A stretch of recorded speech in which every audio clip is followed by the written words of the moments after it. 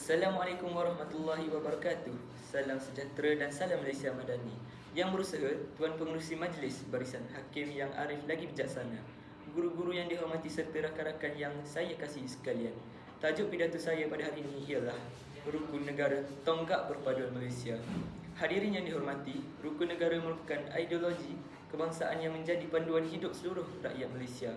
Rukun negara telah diisytiharkan pada 31 Ogos 1970 selepas peristiwa 13 Mei 1969 sebagai usaha untuk memupuk perpaduan, keharmonian dan semangat cintakan negara dalam kalangan rakyat yang berbilang kaum, agama dan budaya. Hadirin sekalian, subtopik pertama saya ialah kepercayaan kepada Tuhan. Prinsip pertama ini menjadi asas kepada pembentukan sahsiah dan akhlak rakyat Malaysia.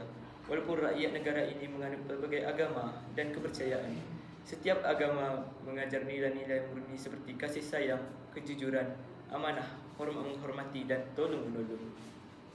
Kepercayaan kepada Tuhan melahirkan individu yang mempunyai pegangan hidup serta mampu membezakan antara yang baik dengan yang buruk.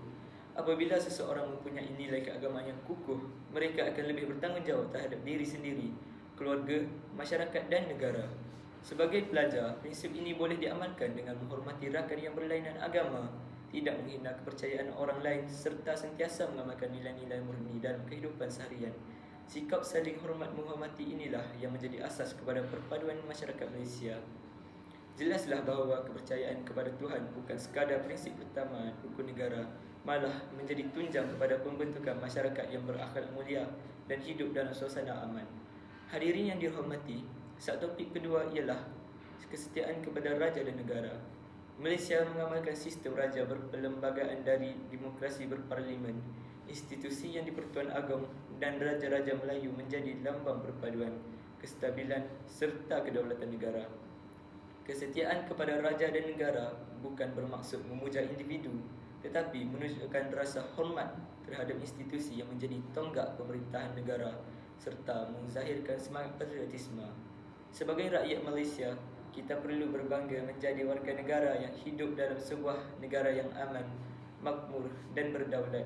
Semangat ini boleh dilahirkan melalui pelbagai cara seperti menghormati jalur gemilang, menyanyikan lagu negaraku dengan penuh semangat, mematuhi undang-undang serta sanggup mempertahankan keamanan negara daripada sebarang ancaman. Sesungguhnya, rakyat yang setia kepada raja dan negara ialah rakyat yang sentiasa meletakkan kepentingan negara melebihi kepentingan sendiri. Hadirin yang saya hormati, subtopik ketiga pula ialah keluhuran perlembagaan. Perlembagaan persekutuan ialah undang-undang tertinggi negara. Perlembagaan menjadi asas kepada sistem pemerintahan Malaysia serta menjamin hak dan tanggungjawab setiap warga negara tanpa mengira kaum, agama dan atau keturunan. Melalui perlembagaan, hak kebebasan beragama, hak mendapat pendidikan dan hak sebagai rakyat dilindungi oleh undang-undang.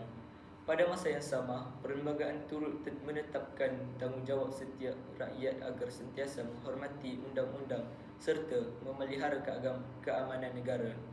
Sebagai pelajar, kita boleh menghayati prinsip ini dengan mematuhi peraturan sekolah, menghormati guru, mengamalkan disiplin dan mengelakkan sebarang perbuatan yang boleh menjejaskan keharmonian rakyat masyarakat. Di alam digital pula, kita hendaklah menggunakan media sosial secara berhemah, tidak menyebarkan berita palsu atau ucapan kebencian yang boleh mencetuskan perbalahan. Hadirin sekalian, sebagai penutup, marilah kita bersama-sama menghayati bahawa rukun negara bukan sekadar 5 baris prinsip yang dihafal pada setiap minggu. Sebaliknya, rukun negara merupakan panduan hidup yang mampu membentuk rakyat yang berakhlak mulia, patriotik dan bertanggungjawab. Akhir kata, marilah kita menjadikan rukun negara sebagai amalan hidup, bukan sekadar lafaz di bibir, tetapi diterjemahkan melalui tindakan dalam kehidupan seharian. Sekian, terima kasih.